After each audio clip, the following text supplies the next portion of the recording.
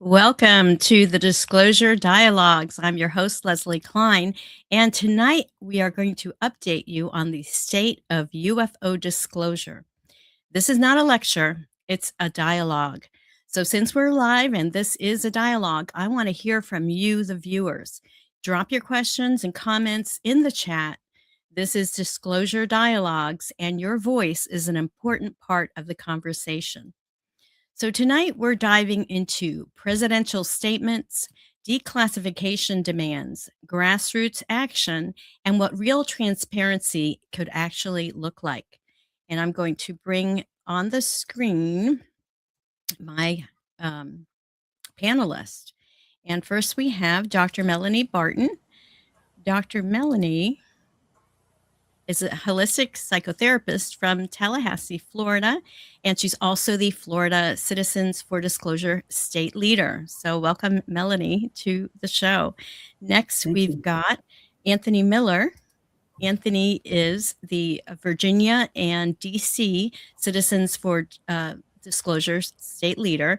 He's also the host of Fire in the Cosmos, which is a podcast on YouTube.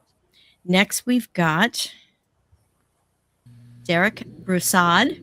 Derek is in Alabama, but he comes from Arizona and I think California. He is the Alabama Citizens for Disclosure state leader. And last but not least, we've got Ryan Weiner. Ryan is the Illinois Citizens for Disclosure state leader. So welcome everyone to the show. I'm so grateful that you're here. We're going to have a great time tonight. There's so much happening on the UAP UFO area. So I like to ask my guest and the audience, I'm going to actually put a ticker here on the screen and ask each of you to talk about whether you are an experiencer, a believer, curious about the subject, a skeptic, or you may prefer not to say. So as people are watching, please put your comments on the screen and let us know which of these you are. So Melanie, do you want to go ahead and start us?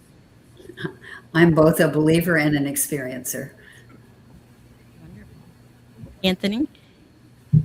I was a skeptic, but I am now an experiencer and a believer and a knower. Ryan? All of the above. Definitely an experiencer and believer in everything else. I mean, after you're an experiencer, kind of hard not to believe. So, For sure. And Derek? And I would say that I'm a believer and experiencer. I know enough to know that, it is what it is. So I'm all the way. There you go. And I'll share for myself too. I am not an experiencer yet, definitely a believer. So again, as people are watching us, please put it on the screen, comment which of these that you guys are. So let's talk about why this issue just escalated in the last couple of weeks. This is where it all started when former President Obama on the Brian Tyler Cohen podcast, he was asked this question, and let me go to the clip. Are aliens real? They're real, but I haven't seen them, and they're not being kept in what is it? Area 51. Area 51. There's no underground facility, unless there's this enormous conspiracy, and they hid it from the President of the United States. What was the first question you wanted answered when you became president? Where are the aliens? Where are the aliens? So that's what started this. And when a former president, talks about this, even if it's casually, it makes this topic less taboo. And it signals that this isn't just a fringe conversation anymore. So, and it's not just Obama. Hillary Clinton, in her deposition for the Epstein files, was also asked directly by Representative Eric Burleson about UAP transparency. So let me pull up this clip here.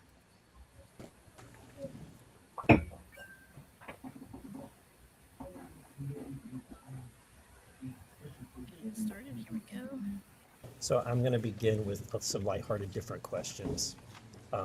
and you're welcome to ignore them or if you want to. But while I have you here, I just have to ask. So, when your husband was president, it was Lawrence Rockefeller had an effort to try to disclose UFOs, UAPs.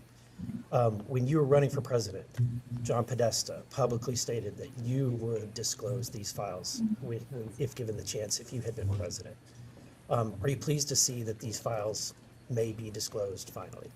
I am pleased. As I say, I think they have to be carefully scrutinized so that no national security information is disclosed. But this is an issue of real importance to so many people, and I think whatever can be disclosed should be disclosed. Was there a program that specifically that was referencing that you were aware of? I was not, as you mentioned, John Podesta, who was one of my advisors, was deeply interested in the issue, and if I had been elected, I certainly would have listened to his advice. Well, thank you for your indulgence on that. This is sort of like off subject, but didn't you all require in the latest defense authorization that the UFO information has to be? Out. What? They ripped it out. They killed it. Oh, I thought that had gone through. That was my amendment, and it got ripped out. Oh, okay, well, I didn't know that, so thank you for enlightening me, okay. Yeah, they've been killing it. I didn't know that.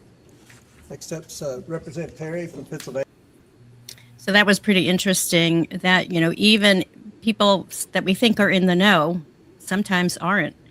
Now I want to share with you what happened on Air Force One with President Trump when he was asked to respond to former President Obama's comments. Something that got a lot of attention this week. Barack Obama said that aliens are real. Have you seen any evidence of non-human visitors to Earth? Well, he gave classified information. He's not supposed to be doing that. So aliens are real? Well, I don't know if they're real or not. I can tell you he gave classified information. He's not supposed to be doing that. He made a big mistake.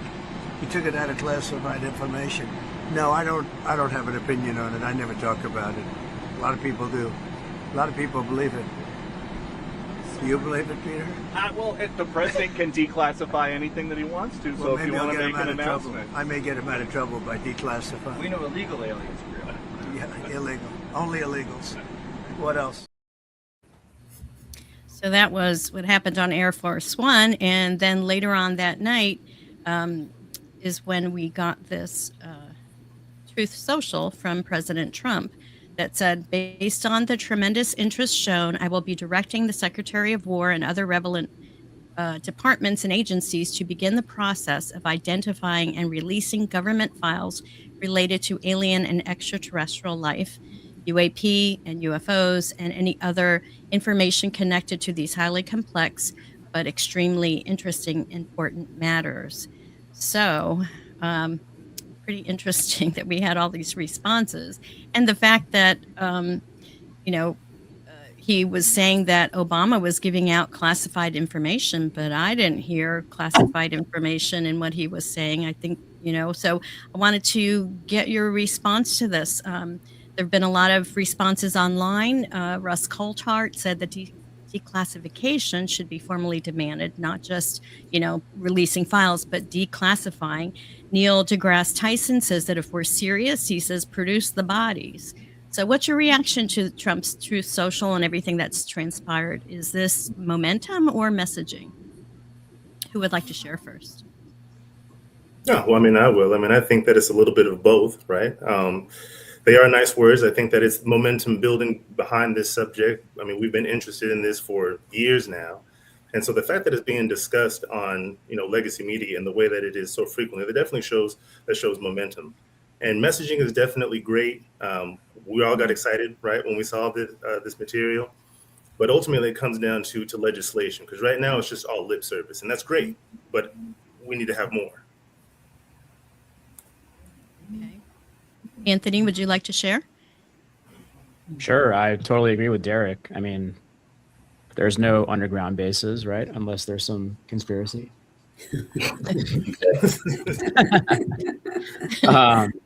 No, yeah, I totally agree with Derek. I think it's a little bit of both messaging and actual intention behind it, and also some distraction considering what's going on politically and socially in the U.S. Around the Epstein files, around now increasingly military activities abroad, and probably a lower approval rating for the president.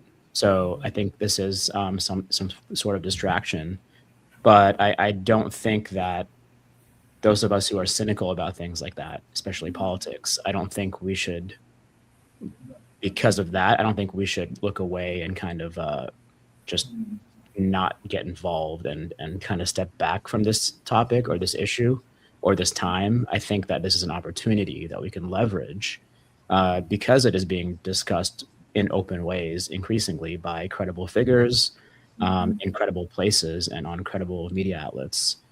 So definitely there's an opportunity there that we can leverage as citizens around this issue. Ryan, would you like to share? Oh, go ahead, Dr. Melanie. So mine might be an unpopular opinion, but I think there are forces behind the scenes, behind Congress, military, and other operatives that control what comes out. And so the work that we're doing with Citizens for Disclosure, I think, is uniting the American public to say there's going to be enough of us to force the hand to say, you got to tell us something. So I don't think the president's in charge of this or the former president's in charge of this. I don't think Congress is in charge of it. I think we need to force them to do their job. So that's my opinion. Love it. I agree with you too. Ryan. Yeah, I agree with Dr. Barton. I think there are definitely things going on behind the scenes here as well. As to how to quantify that up against everything, that we're seeing going on with Congress and the different hearings and everything. Not really sure how to balance two against each other. I will drop this in though. According to Dr. Stephen Greer, and I have no reason to believe this is not true, I know for a fact that he did a briefing for President Obama. President Obama may not have taken it seriously, but I know that according to him, there was a briefing. So I think that President Obama was dropping a little bit of a hint, kind of literally, unless there's a big conspiracy type of thing. I think that's kind of what he was going for there. And speaking of that, let me share this with you. Here is the actual briefing that he did for President Obama. This was back in, let's see if he has the date here, 2009. And yep, 2009, January. And he talks about since the mid-50s, classified projects connected to ET matters have operated outside constitutionally required oversight and control by the president and Congress. And, this is something, this document is many pages long, and you can actually go to Dr. Stephen Greer's website, drstephengreer.com, and purchase a paperback or hard copy of the document of the briefing that he gave the president. Certain sensitive materials are redacted in it, but that's available. And also, he also briefed Donald Trump. Here's a memorandum to Trump from February 9th of 2025 about, the Disclosure Project, pretty much the same information. Since the 50s, the subject has been handled by corrupt, deep state, transnational organization whose power has grown to a level that is an imminent threat to national security and international peace and security. This is only a one-pager, but talks about several things here about whistleblower protection. He talks about the SAPs, the special access projects. He talks about, that there needs to be an executive order requiring all of the UFO, UAP operations to be disclosed. So this has been out there. Greer has been on it. So I'm glad that you mentioned that, Ryan. But CFD has also been on it because we have our own new Paradigm Institute's Danny Sheehan said that a social media directive is not enough. And he's calling for a binding executive order that covers 6 military branches, 18 intelligence agencies, 32 Department of Defense agencies, and private aerospace contractors who have contracts with the government. So, why Big do one. you guys think that having this binding executive order is so important? Who wants to go Well, first? I mean, I'll go for that, but it's important that we have mechanisms that are set up in place so that when Congress makes, a demand, that it's followed. Because right now, different aspects of the UAPDA have been passed, but there's not any teeth or an enforcement mechanism to make that. So by having an executive order, that is going to bypass the bureaucracy. People just need to fall in line and do what that executive order demands. And so I think once the people know exactly what is inside that executive order, as far as what the teeth are, yeah, we'll begin to make a lot more progress, I think, faster once we become educated on what it is we are exactly asking for. Who else Yeah, I would like to agree. respond? Ryan? Yeah, I agree. Yeah, I think that definitely, like Derek said, there's so many different things that, initiatives get put out there. But yeah, without any actual kind of, rule like stating you need to do this or an executive order or something like that, we're not going to get anybody doing anything. They're going to drag their feet. There was something that was supposed to go on a while back where it was like, oh, I want all this information by this date. And then suddenly the date got taken away. And now we've never gotten any of the information. So yeah, we definitely need something to be, stamped. Yeah, I think that was a UAP. UAP. That was the records collection, I believe. All that information that was supposed to be, from the 6 different military branches, the 18 intelligence agencies, and also the 20-something odd defense departments, they were all supposed to gather all of that data, and it was supposed to be given to the National Archives so we could set up a review process, because it is a controlled disclosure. But this was the mechanism that was supposed to be in place. And I'm sorry, I misspoke. That's just it. There isn't a mechanism in place that can say, hey, you've had X amount of time. This is the deadline. You've missed it. These are the repercussions. And so it just boils down to having a brave Congress to step forward and enforce those mechanisms in order to do what they've actually already mandated. And my thought is, go ahead. Sorry, go ahead. Go ahead, Anthony.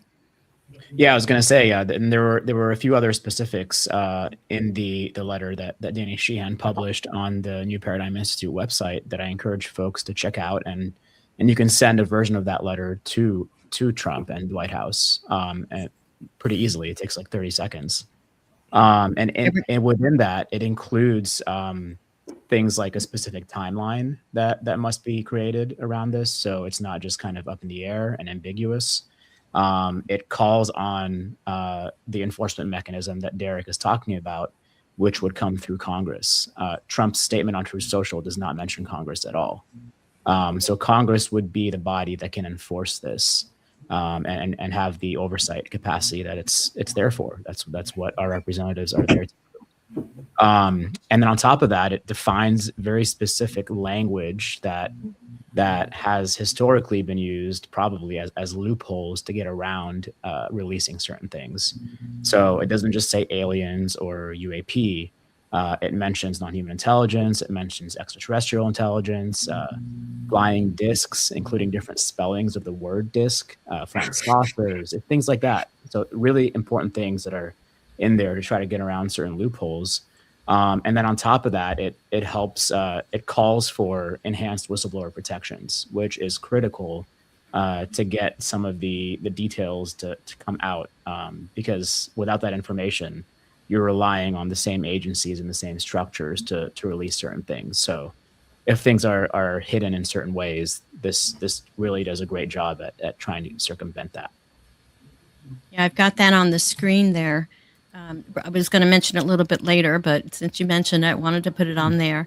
So, Melanie, were you going to say something? Yeah, I was just going to say that I think the forces behind all of this are going to decide how much will be disclosed. And unless you're knowledgeable, you won't know what they're not telling us.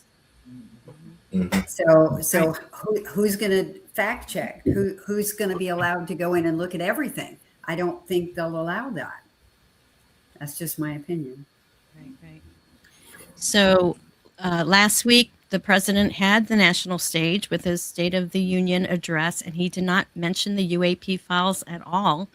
Um, and I wanted to, why do you think it wasn't addressed? I mean, he just came out with, the Truth Social, and then he had the opportunity, and it was like the longest speech ever. He mentioned nothing about the UAP files.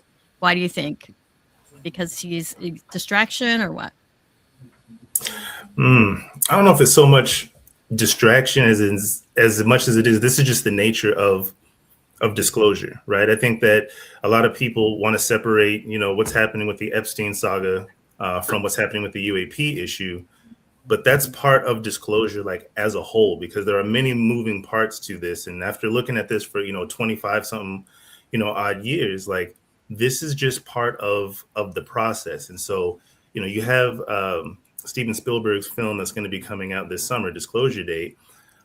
So the public just needs to be primed for all of this, because again, as Danny even mentions, like we have to think about the different mechanisms within our society and how those things function, right?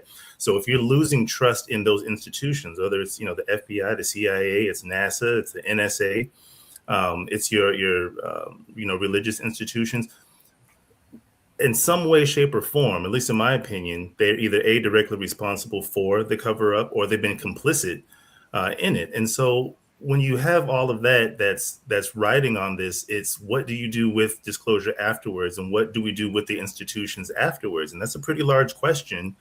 So I can see why it's a slow process, because we as a society, as a humanity, are going to have to acclimate to some truths that are very hard to swallow. They're things that are so far removed from reality that, of course, it sounds like conspiracy theory or science fiction, but that's just part of the process. So it's going to be slow, and it's irritating, right? Because we want it now. But once we get it, though, it's what are we going to do with that information? How are we going to change the way that we behave and interact with each other? And how do we get through this new paradigm that we're all going to be facing together?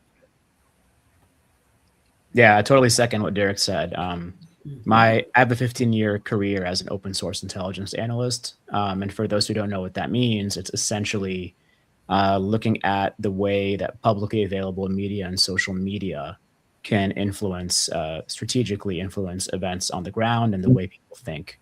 And my career was doing that on geopolitics and counterterrorism issues. But I quickly saw how that kind of trickles down into everything that's around us constantly in the information age, and how that shapes our understanding of reality.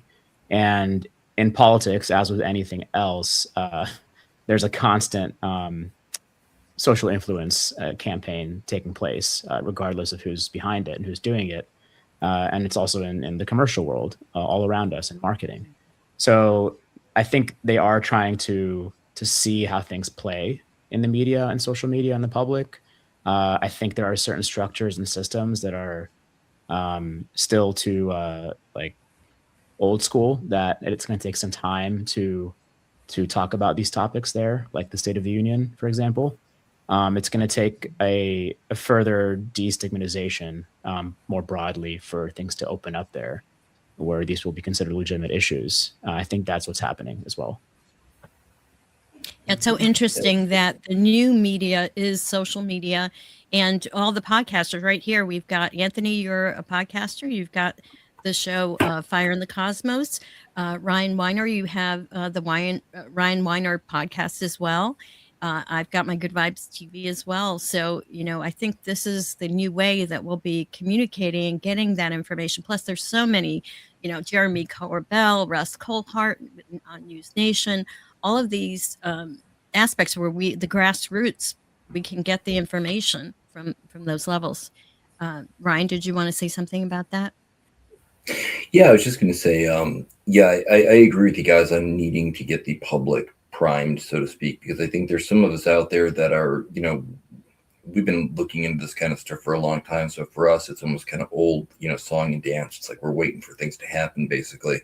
And then you've got people out there that aren't going to be surprised. They're going to be able to deal with it with maybe non-human intelligence type of things.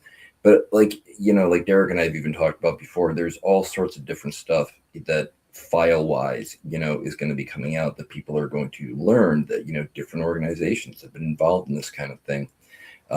So I think that that's going to be something to deal with. And another reason to get everybody as primed kind of as possible as we can, as people who are into this kind of thing too. A lot of these different people, Dr. Greer's talked about this, if there isn't something done expediently, people with access to this information about the different, the legacy programs and all this different stuff, they're going to drop that on the internet. And then the world's just going to get hit with that information out of nowhere. So I'm hoping that this release of information, that this gets going the way that Danny wants it to, with an executive order, and that it's pushed out in an expedient manner to be able to prevent that kind of shock factor thing from happening. That's great. Yeah. But that ontological shock is a real thing. And I know, Dr. Melody, you're working on a book about that, especially from the perspective of religious beliefs. Do you want to talk a little bit about that? Sure. We did a survey, Kathleen Marden and I, who's the niece of Benny and Barney Hill. We did a survey, 1,005 participants, asking 50 questions. And right now it's being analyzed statistically, and articles are being written about, does it matter about your education level, about your religious background? Does that influence how you feel about UAPs and aliens and all that? And then, how is your experience affecting what you're looking forward to, and how this affects you emotionally? So all that will be coming out over time. We've got 2 articles right now ready to be submitted for publication. And once that's done, I'll get it out and talk about it. So. Yeah. And I understand that former President Obama has a film company, and they're producing a film about the Betty and Barney Hill abduction situation, which is pretty interesting, especially why he said about the aliens, because he's creating a movie about it. All right. Leslie, well, if I can add one more comment about this before we move on to the next topic. Sure. I think there's a common misconception out there, maybe not so much in our community, but in general, that there are like 2 sides to this topic, like a pro-disclosure side and anti-disclosure side. But from my experience in this field in the last several years, and living in the DC area, and being in some of these networks and circles around this topic, it's very clear to me there are so many camps around this, whether they're in the pro-disclosure side or anti-disclosure side, and everyone has their own opinion of how managed things should be, and to what ends, and why. So I would like the public to keep that in mind, that there are multiple things happening at once and for different reasons. So I think that is increasingly why it's important that we as the public have a better understanding of these issues, so we can actually use our power in a democracy to compel certain things to happen in a certain way, rather than relying on a few of these compartmentalized groups to direct this process. Absolutely. Power to the people, right? We have to take back our power. And I think the whole transparency movement, whether you're talking about Epstein files or disclosure, for, UAP disclosure, we want the truth to come out, and we have to demand it as a people. I want to talk, any other comments on that before I move on to legislative disclosure? No? Okay. Let's talk about the state of UAP and UFO legislative disclosure. Derek has been great using the Gamma app, or Gamma AI, and I asked him to do a presentation on what's happened with that. So let me go ahead and pull that up on the screen here. And here we go, where things stand. Okay. Go ahead, Derek. Share, please. Yeah, so taking at the UAP where disclosure, where it stands, and this is really more for those that are interested in getting involved with Citizens for Disclosure, and kind of what we talk about, and some of the information that we provide so that you can learn about this subject, because there's so much going on. It's, where do I start? And we can go down all these different rabbit holes. But really, it starts with learning these basics. And so when you take a look here at where things stand, at least at this point, if you scroll down just a little bit more, we'll go to the next slide really quick.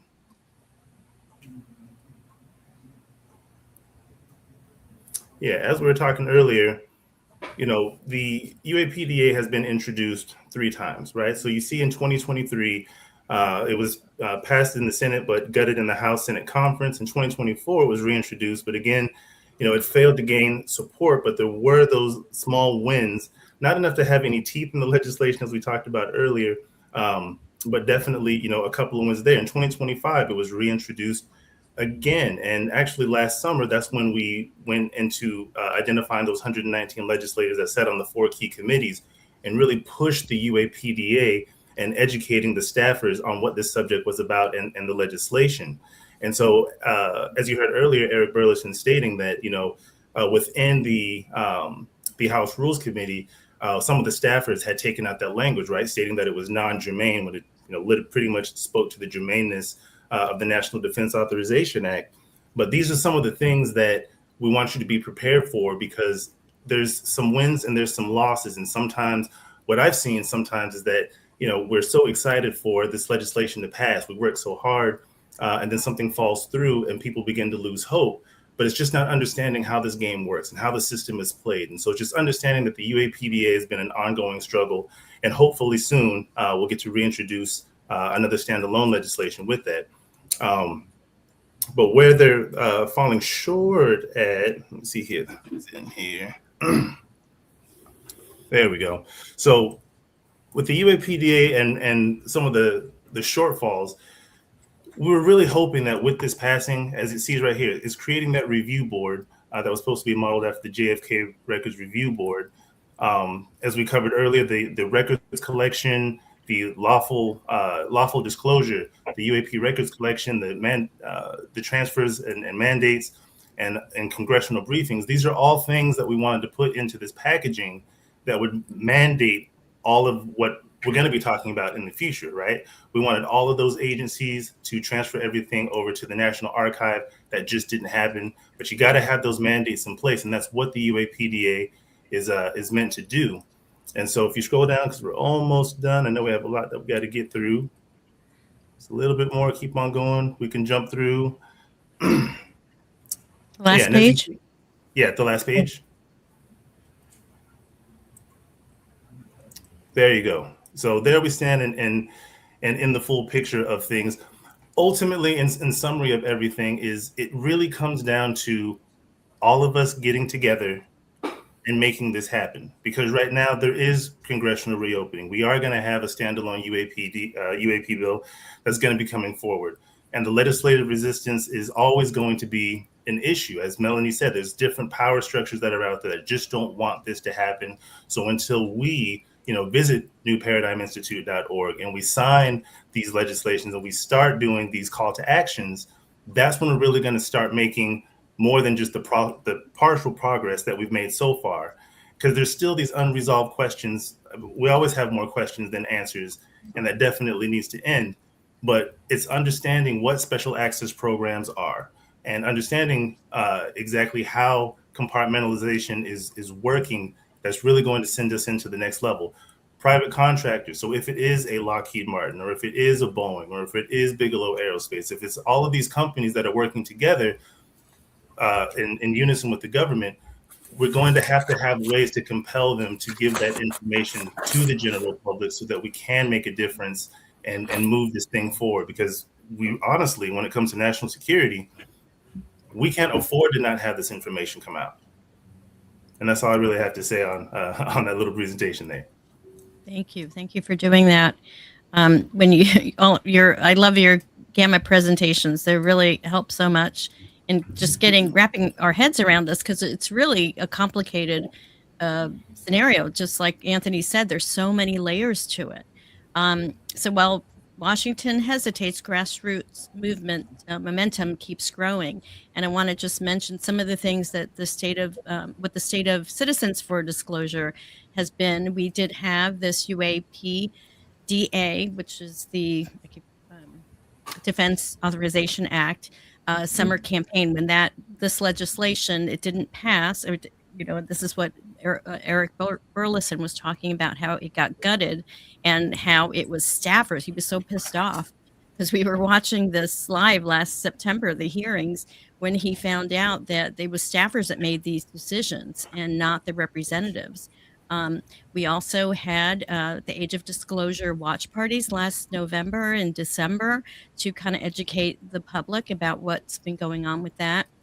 And of course, we have this new standalone bill that Representative Burleson and Danny Sheehan are working on. Danny Sheehan is a constitutional lawyer, and he's just so smart and has been involved with, from the Pentagon Papers to Iran-Contra, so many big social justice issues. I'm just in awe of him and his life partner, Sarah Nelson.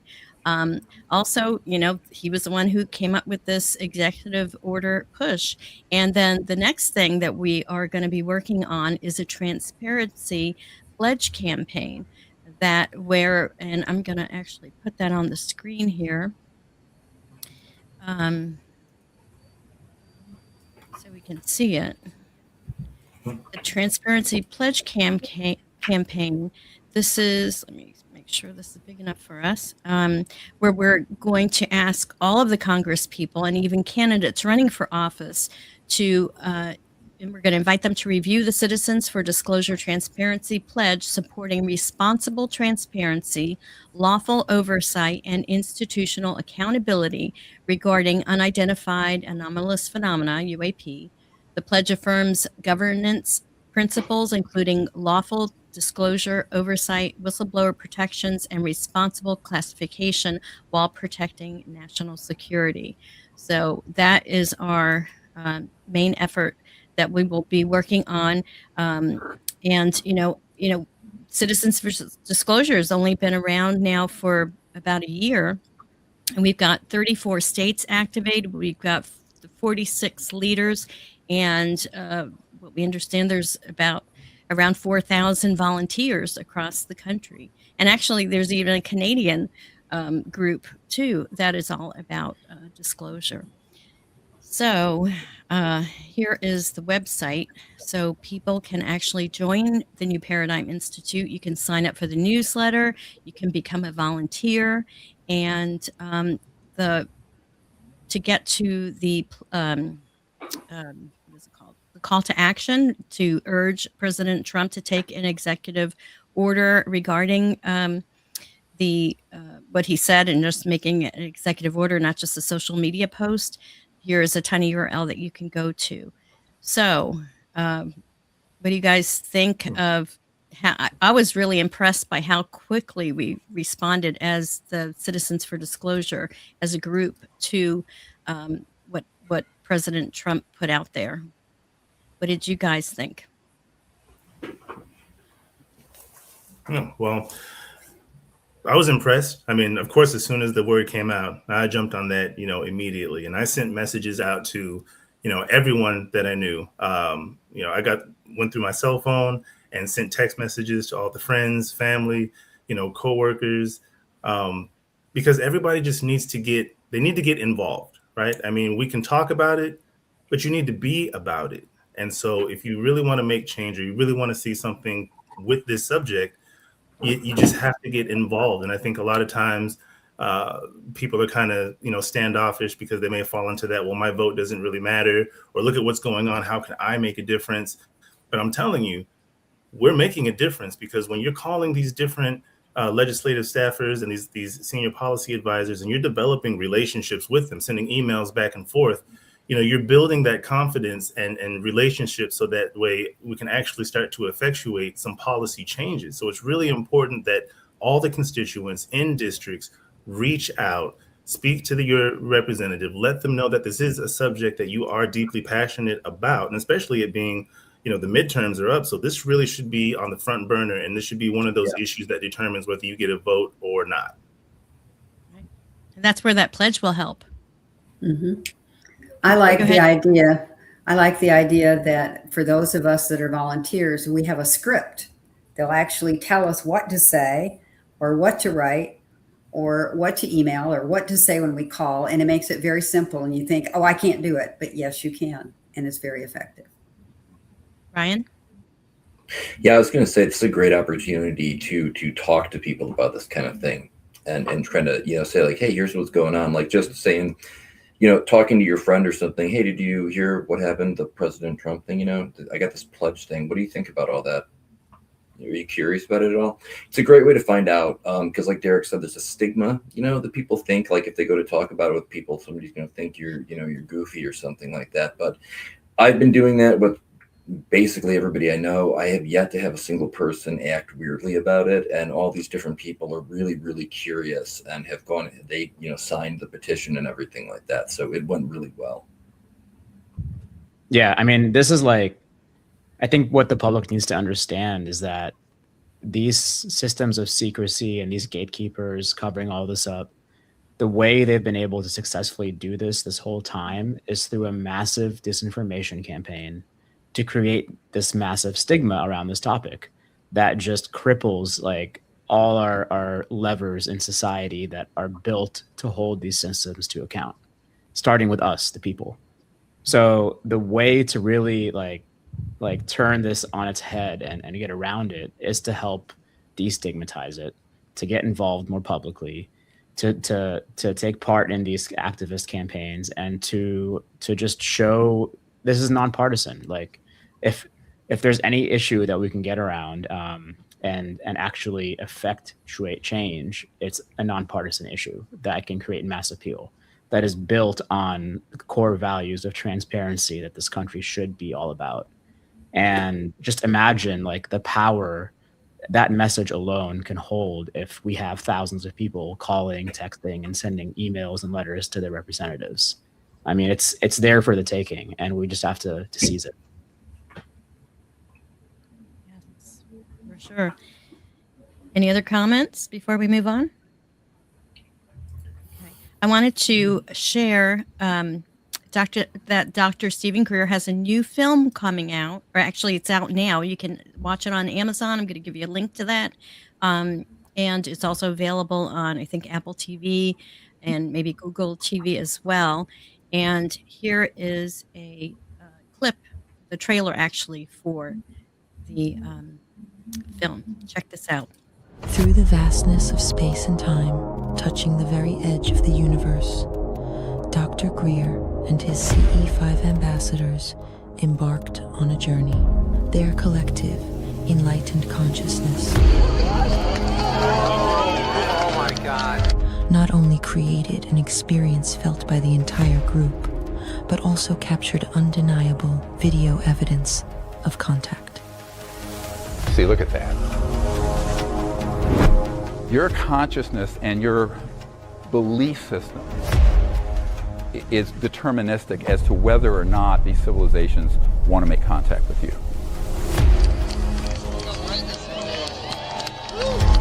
So that's an actual ET craft in the field.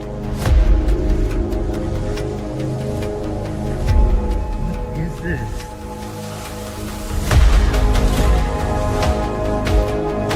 There it is. A CE5 expedition with over 700 people from around the world to make peaceful contact with extraterrestrial beings. How beautiful. That's what the CE5 initiative is.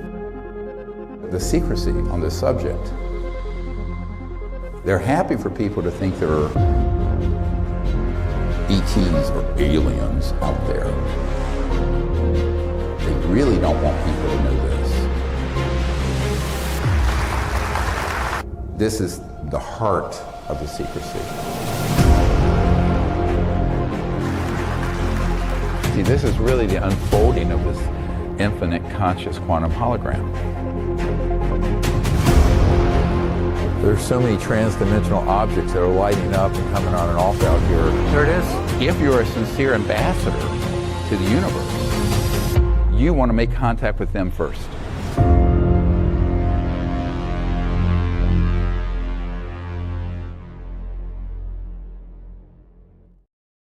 And here's the link. This is actually benefiting Dr. Greer's because he's self-funded. So everything he does from the money he makes from books and stuff helps with his cause that he's been working on since I think 1993. And also in DC, it's the 25th anniversary of his press club event where he talked about the Disclosure Project and introduced it to everyone. Has anyone seen this movie yet? No, not yet. It's on the list. Okay.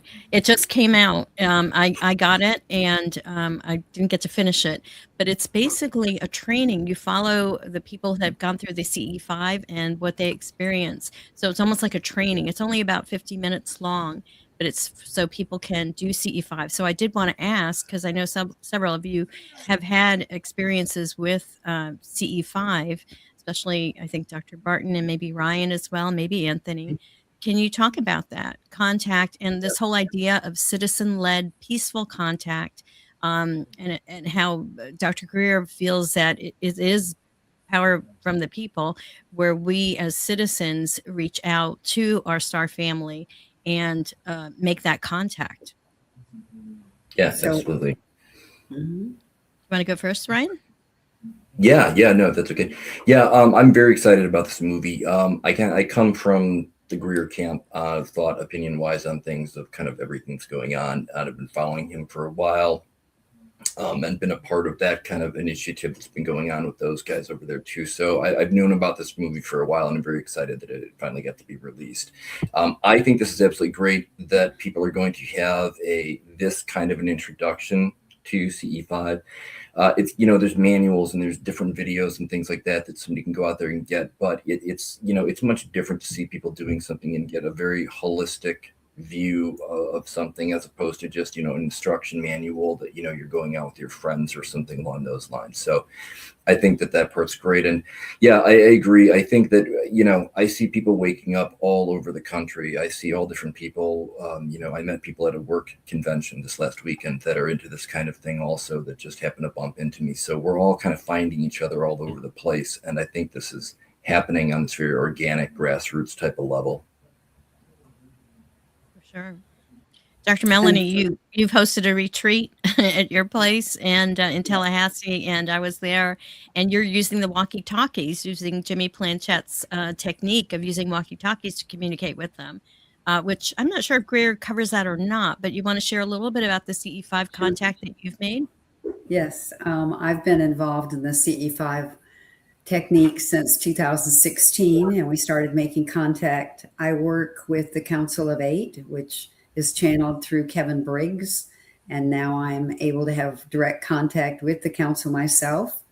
And when we meet and I'm doing a CE5, I turn on the walkie-talkies, and when I start getting a response after we've sent a message saying, "We're here, we love you, please connect with us," when the responses come in, it's like static that sounds like Morse code, but it's binaural beats. So I record it, and I now have a program that can translate what they're saying to us. So it's phenomenal, the messages that we get from them.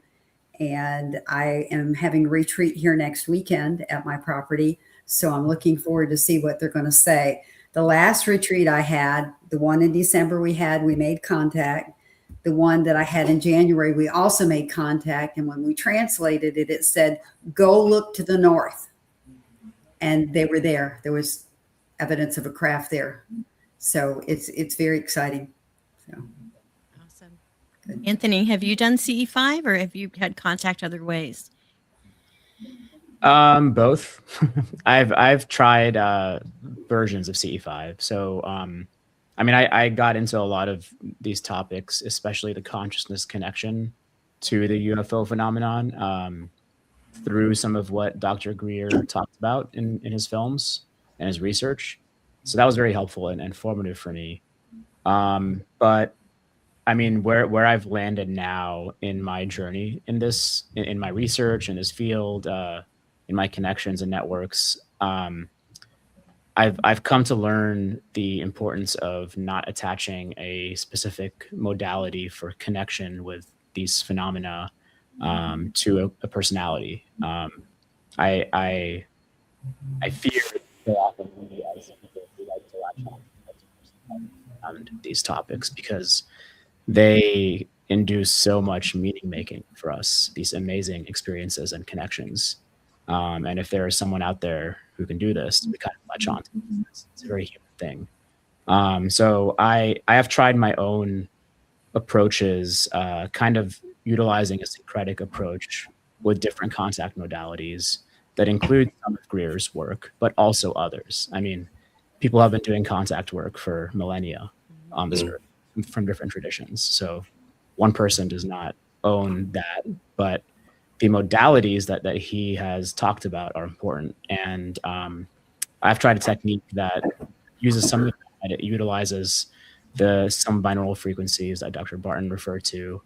I use some of the Monroe Institute's gateway process meditations as well. I use certain breathwork practices, from pranayama breathwork to Wim Hof breathwork.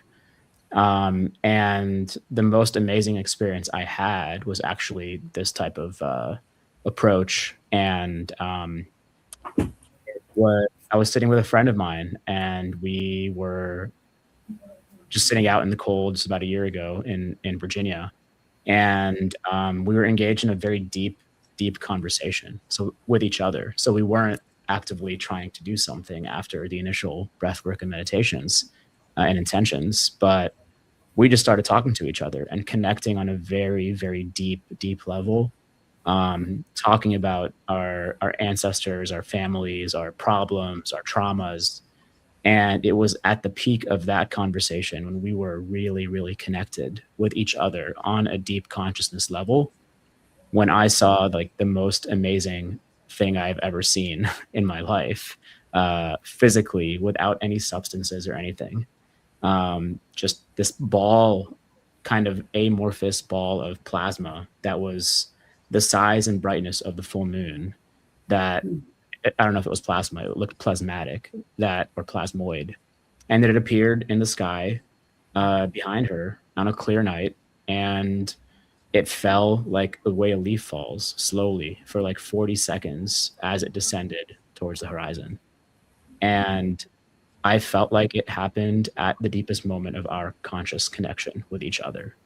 So I think these phenomena have much more to do with what's happening on inside of us in connection to the external world than any specific sort of modality or contact approach or anything. So I think there are much more broader and more appealing ways that we can act as ambassadors, like Dr. Greer talks about, with these phenomena and the greater reality around us. So I'm all about that. Yeah.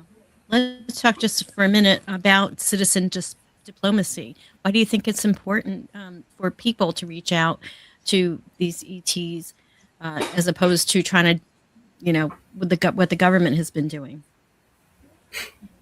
Well, my experience of working with the Council of Eight, they want to have contact with us. The reason that I started doing the work with them in 2016 is they wanted we, who were called the Earthly Council of Four, to prepare the world for them to make their appearance. So we were to lay the groundwork and to help people raise their vibrations so they'd be ready when it's time for them to show themselves. Wonderful. Any other comments? No, I mean, well, I would say it's got to be the people. I mean, if it's not us, then it's going to be the national security state. And we've talked about this, over and over and over. I mean, the approach is always a militaristic approach. It's shoot down and ask questions. And just going forward, I mean, that's just an old way of thinking. And so it really does, I think, boil down to us, the people, doing the type of work that Anthony is doing and learning and being disciplined, right, to understand how consciousness works, to really move us to the next level. And I think that as contact comes and people start having their different experiences, but you know what? A friend of mine that I met at the SCU, what's his name? Dr. Keith Taylor. He's an adjunct professor of criminal justice in New York. But he was speaking and he said that, when it comes to contact, it's, back before the microscope was invented and, we had bacteria, and some of this bacteria had positive effects and some of it had negative, but it wasn't until we had the microscope we were able to see what was actually happening and develop a better sense of reality and what was happening. And I think now with the phenomena, the microscope, in a sense, is been invented. So by looking at, forward-looking infrared, cameras and being able to look into spectrums that our eyes don't see, we're able to now understand other aspects of reality. And what comes with that, some of it will be good and some of it will be bad. So I think that having that type of understanding will propel us forward as we start making contact. And again, like I always say, dealing with this new paradigm that we all have to walk through together, using our discernment. Absolutely. Well, tonight we've covered presidential statements, declassification demands, grassroots action, legislation, and citizen-led contact. So whether you're skeptical or convinced, one thing is clear: the demand for transparency is no longer fringe. If you want this conversation to move from speculation to accountability, don't just watch. We want you to join NPI. I'm going to put this on the screen here. Join NPI. Go to newparadigminstitute.org. Take the action. We've got the tiny URL on the screen. Watch the CE5 movie, The New Frontier of Contact. I've got the link right there. We'll put that in the description as well. So there are many ways, now I think is the time. The call is here. And I've been amazed at how many people are out there that are experiencers. I've just started a series called Galactic Good Vibes, where I'm interviewing experiencers, and so that we can normalize and see that, it is normal to have contact with our ET family, or what the Native Americans called our star family. So before we close for the evening here, panelists, one last thought. Go ahead. Sign up to be a volunteer. Yeah, I would say I would second that. If I had my final thought on it, it's, again, you have to get involved, right? You just pick up and get involved. I mean, you put your best foot forward, you act in good faith. Sure, we're going to stumble. Sure, we're going to make mistakes, but you can't let that stop you from following what you know to be true in your heart, whatever that means to you. But you have to get involved, and you cannot let the stigma of this subject stop you from going forward into something that is completely obvious. We're well past does it exist at this point. With the amount of data, if you use any type of intellectual honesty within yourself and you take a look at this subject, you will see how relevant it is, and you will see what's happening. So I encourage everybody, visit newparadigminstitute.org. We most likely have a state leader in your state. If not, then become one. Be the change that you are seeking. You can say it's corny all you want, but nobody makes those moves unless you truly believe in yourself. So I'll leave it at that. And I would say, I would reiterate, don't let the cynicism and the compartmentalization that is forced on us, it is conditioned. Don't let it cripple you into thinking that, like I hear it all the time in my experiencer communities, unfortunately, that like, we don't need the government to disclose. We already know this is real. But I mean, there are so many systems and structures in our society, and if they open up these topics, we can have a much more democratized version of disclosure. And there are many people who are experiencers who are afraid to speak up because of the stigma around this. And a disclosure from up top, even though we don't need that, can really help so many people be more open and live their truest selves. Ryan? Yeah, I would just say, if you Google it, don't be afraid to just go and look some different stuff up too. But yeah, if you Google it, like, I don't know, 65 or 70% of the American public now, they believe in, that we're being visited. So you're not in some kind of a weird group, to go out and talk about this kind of thing, or be like Googling it and, just kind of see what you find out there. And, don't be afraid to explore looking at things that you maybe haven't done before. All right. Well, let me thank you all for being here tonight. It was a great conversation, and I know this will move us all forward. Thank you so much for watching, everyone, and thank you, my panelists, for being here tonight. Take care, everyone. Thank you, Leslie. Thank you. You're welcome. Peace out. Bye-bye.